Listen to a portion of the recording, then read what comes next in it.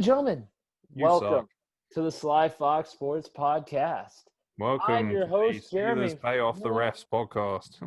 Huh? and this is my co-host, Aaron Nix. And as much as I said I wouldn't do it, I'm going to review the Pittsburgh-Baltimore game, which actually turned out to be a pretty damn good game. Very impressive that the 11-0 Steelers beat a Baltimore Ravens team with third stringers and 11 players off of a practice squad. Awkward. Only beat them by 5 points. Awkward. Mike Tomlin said it best. We played like a junior varsity team. If That's not a good thing. No, it is not a good thing. If it had not been for James Washington catching that absolute beauty of a pass by Big Ben and just dropping into his arms. Wasn't that good a pass, though, was it? If they had picked it, you wouldn't be saying that. It's easy to say that in retrospect, but ultimately it should have been picked. It should have been picked, but bearing in mind, you beat an RG3 led team by 5 points. Let's not bury the lead here. An RG3, all 7 of 12, 33 yards and an interception. Ooh, I'm so impressed. You are fucked. Absolutely fucked when you face the Chiefs. His running game, though, is pretty good. 7 carries, 68 yards. But still, that means congratulations. That means he has a grand total of 101 yards of offense. Hooray! Yeah, it took the backup Trace McSorley to come in for them to score their only fucking passing touchdown. Marquise Brown, mate. Yeah, Hollywood's a beast. Juju Smith-Schuster's dance moves beat, mate. That's the headline. Let's be honest, the Steelers sucked. And the only reason they won is because the Ravens had the world's most depleted side. Seriously, mate.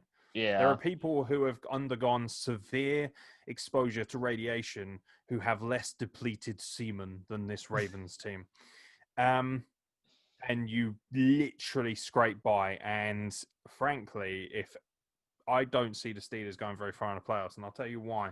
Not because I think that they're a poor team or they're overhyped, because ultimately they beat the teams that are on their schedule. So when people are like, "Oh, they don't deserve to be 11-0," well, obviously they do, because they've won every single game. That's dumb. However, they haven't faced many credible threats. And I saw somebody put up an excuse yesterday, obviously a Steelers fan, saying that this Steelers team is obviously legit and they've got great wins to show for it. And I was like, well, actually, they've only really got 2 high-level wins on that schedule, one being against the Ravens, of course, initially, before this one. And then the win over the Titans as well, who have flattered to deceive. Since then, a lot of it is against garbage opposition, which is fine. That's not their fault. They play the teams that are placed in front of them. But if you think that after seeing this, that Andy Reid hasn't picked up on exactly how to run all over the Steelers, because the Browns, even the Browns right now, I reckon, could cause a lot of damage after seeing what was done in that running game by a ridiculously poor Ravens team who actually came to play.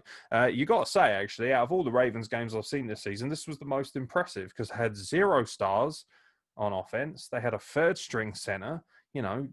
Tackles removed all over the place. God, so many tackles removed. I thought I was at a fucking veterinary spaying unit. Unreal. I must admit, I was so impressed with the fight that they showed. They really showed off. RG3 stats are a little bit misleading as well. I think that's unfortunate, because actually he came up with some really important first down runs when they needed them most, but you won't see that. RG3's never been that good a throwing quarterback, and that's not what he's there for. And also, he is the backup quarterback. And I love the fact that he's charging around on the bench, screaming at his players, this is the culture. We're not going to fucking let them run us over just because we're supposedly the patsies of the league. By the way, Roger Goodell at halftime was interviewed by Mike Tirico, and frankly, was a joke. He didn't answer any fucking questions. No, of course not. He never answers any questions. He was asked exactly how come the Broncos, basically said, how come the Broncos were not afforded the opportunity of a delay? And he said that he didn't even say why. He literally said, oh, basically the Broncos knew the score and our system states that, if they're good to go, they're good to go. It's like, no, because you opted for a different approach with Cam Newton and numerous other teams in this fucking pandemic. He's a cunt, an absolute cunt. He is. He didn't answer anything. He did what all good politicians do, which is answer a question with a something question that doesn't have any, essentially, And he was given, also, they were like, oh, yeah, we don't have much time. And of course you don't. Because if he has more than a minute, he'll shit his pants and he'll crack on air. That's why. That's why he didn't have much time. You tell me that a man who makes over $40 million a year can only provide you with 1 minute? Seriously. Also, by the way, I like Mike Tirico. I think he's a phenomenal announcer. But I actually got to do a Zoom meeting with Mike Tirico, and it was fantastic. He answered a bunch of questions for me. I like Mike. He's awesome. But he was scared to ask anything really hard hitting. He was scared to challenge it. He asked the questions, to be fair, which we wanted answers from. And when he didn't get the answers, he just moved on. He didn't at any point say, well, no, sorry, Mr. Goodell, but ultimately you have afforded different teams different opportunities. You don't have a fucking clue what's going on, and you have endangered a multitude of people with your ludicrous health violations. It's ridiculous. It's absolutely ridiculous. It's ludicrous, is what it is. I found that actually more interesting than the game itself. Watching that, but yeah, the Steelers are 11-0. Whoopee! They, good for them. I quite fancy the Browns if they get to play them again to get someone off of them. The Browns get us last game of the year. I fancy the Browns to get a win there. Steelers will be resting up. They'll bench a lot of people going into the playoffs, particularly unless, of course, the Chiefs are, if they're hoping that the Chiefs lose another tie, because if they do and they finish out the season and get to that point undefeated, they'll rest loads of people. And you can bet your sweet ass that Kareem Hunt and Nick Chubb are going to run rampant, absolutely rampant. So yeah, I'm going to go out on a limb and say that the Browns get a win off of the Steelers at the end of this season. So I look forward to that prediction show. But, yeah, I mean, what do you say about this match? I'm really proud of the Ravens for showing up and putting on a performance when, frankly, everyone would have expected them to. The point spread was ridiculous. Like, it was. I think it was something like 19.5 in favor of the Steelers at one point, and I just laughed. It was horrible. To be honest, though, if you're, like the Steelers were terrible. It's probably the worst they've played all season. Yeah, they almost looked as bad as they did when against Dallas. Yep, I was just about to say that. Those are their two worst games. I'll tell you what, both of those games have exposed flaws. The thing is, they're yet to play a team that has the ability to expose those flaws. Once they get into the playoffs, all bets are off. Teams are going to be waiting, and they're going to be baying for them. They're going to be waiting. Yeah, it's only uphill from here, I reckon, for the Steelers. Yeah, TJ Watt. Everybody's saying, the Steelers, they're lucky and all this other stuff. TJ Watt has 11 sacks, 33 quarterback hits, and 17 tackles for a loss, which is number one in the NFL. And God damn it, I'm saying it right now, he is going to be Defensive Player of the Year. Well, yeah, Aaron Donald. Well, everybody's saying, it's Aaron Donald this. Well, I think Aaron Donald is a better all-around player. I think he does more for his side. I think TJ Watt is phenomenal. He's number one but he's not number one in every stat. That's quite misleading, what you've said there. He's number one off the edge. He's not number one in defensive players overall in terms of all-encompassing stats. I think Aaron Donald is a better player. I think he's got more ferocity. I think it's like, but then again, it's also like saying that, Bret Hart's a much better wrestler than The Undertaker. Like, both fucking incredible at what they do. Obviously, they're easily two of the best defensive players in modern era. I would start with Aaron Donald in my team, absolutely. Of course, you're going to say TJ Watt. He's your boy, isn't he? He plays for your team. But from a completely neutral perspective, I have seen and also Aaron Donald's doing it against far more elite opposition, and I think that certainly should count towards Defensive Player of the Year. It's definitely a 1 and 2 scenario. I would have Donald ahead of TJ Watt on the basis that he has performed against far more elite teams.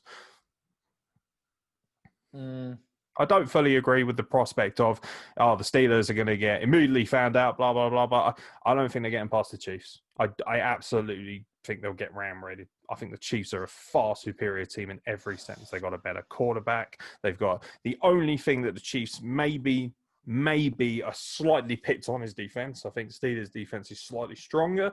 That being said, Pat Mahomes is the most adaptable quarterback I've ever seen. And he will find ways to find holes. He will make holes. If there are no holes available, he will make them. He is that kind of player, and they have got way too many weapons.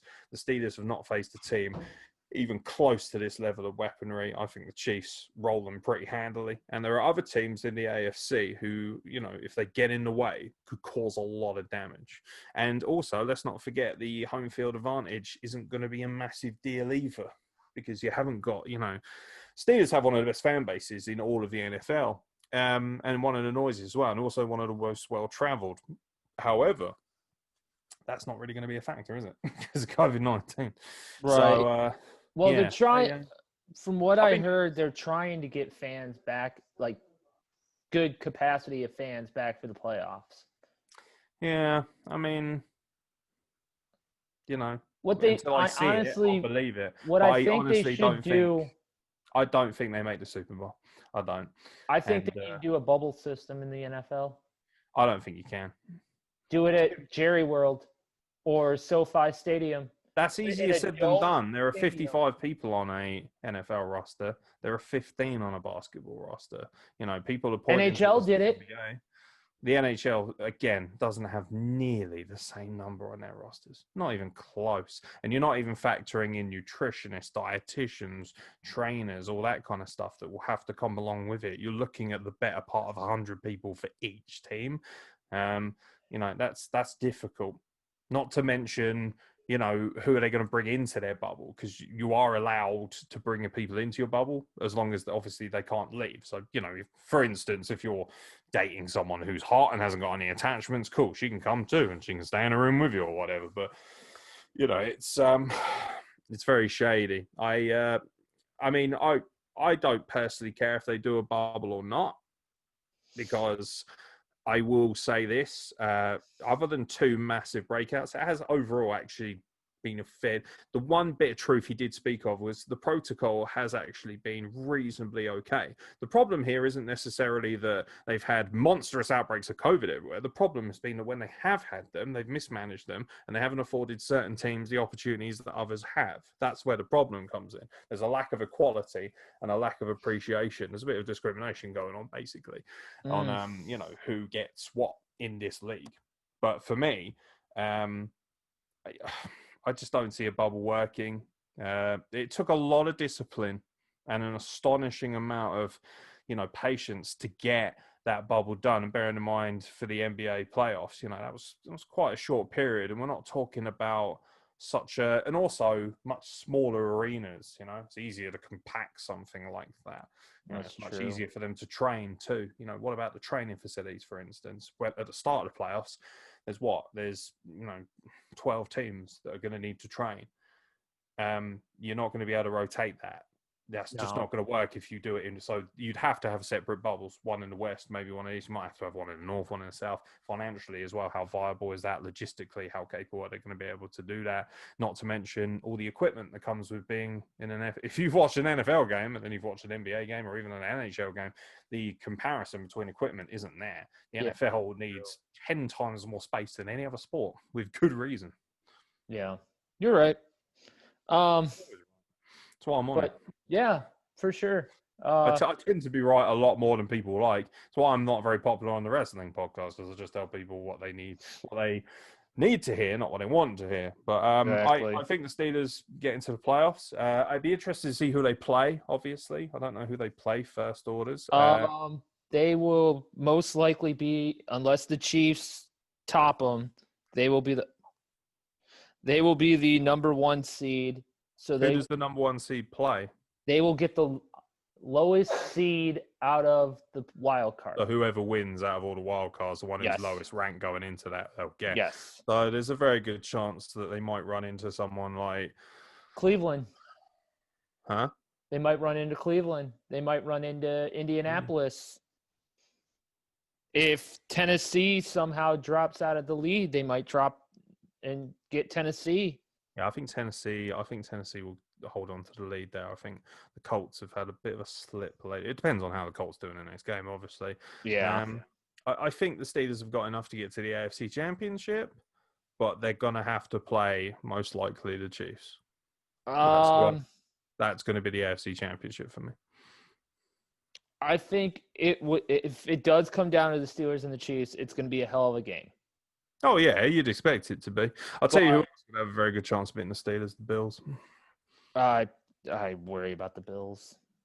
I worry about the Bills. Especially with a quarterback threat, because the one thing Josh Allen is better than Pat Mahomes at is rolling out. Pat Mahomes is still actually quite good at rolling out, actually. It's really underrated, actually, how good he is at running. But Josh Allen can really make a game out of that. I actually think that the Bills pose a very dangerous threat to the Steelers. I would not, if I was a Steelers fan, want any part of the Bills, particularly with their ability to run. And Josh Allen will be staring prodigiously at that tape of what the Ravens did in their running game and thinking, those are holes, those are gaps. We're going to expose those. And they've also got a lot of trick plays under their sleeve as well. The ability to, have Cole Beasley roll out for a flea flicker or whatever it might be. There's a lot of options there. So this is basically turned into how well will the Steelers do. So make sure you put in the title in the brackets, have the Steelers. Can the Steelers win the Super Bowl? Yeah. That should basically just be the title of this podcast. For me, no. But I wouldn't be like stunned if they made it. At the same time, I think there are better teams. I think it's either going to come down to the Chiefs and the Steelers in the AFC, and in the NFC, Saints or the Rams. Yeah, the Rams have got everything going on defense. Yeah. But, all right, folks. That was this review of the Steelers and the Ravens game. If you enjoyed it, or if you have an opinion, comment down below, subscribe, and we'll have some more content for you here on Sly Fox Sports Podcast. See you later.